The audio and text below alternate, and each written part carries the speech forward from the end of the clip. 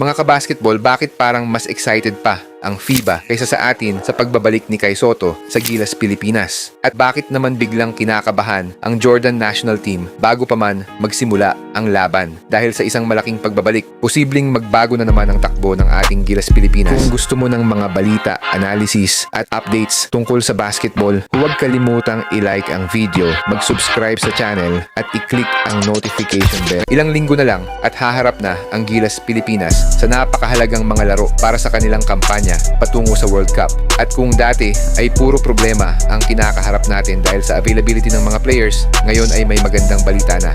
Opisyal ng inanunsyo ng SBP at ni Kai Sotto na muli siyang maglalaro para sa Gilas, Pilipinas sa 4th FIBA window kung saan makakaharap natin ang Iran at Jordan. At mga kabasketball, malaking bagay talaga ito.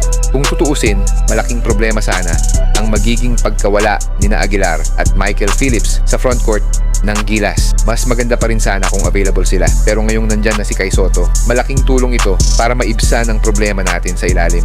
Isipin ninyo, may dagdag tayong height, rebounding, shot blocking at scoring option sa paint.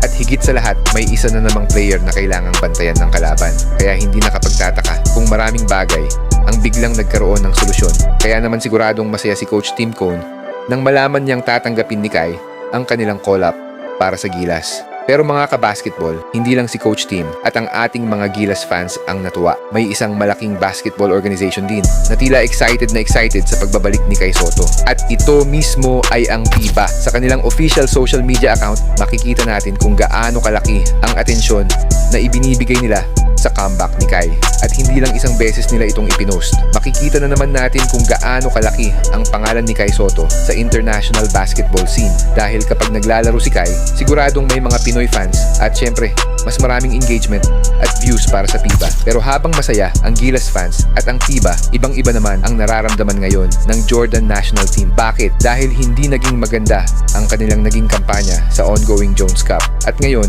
dadagdagan pa ng pagbabalik ni Kai Sotto ang kanilang problema.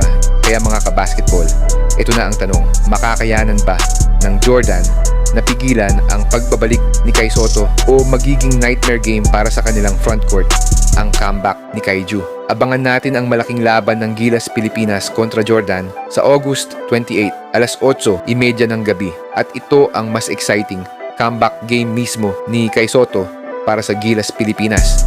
Kaya kung ikaw ay Gilas fan, siguradong ayaw mong palampasin to.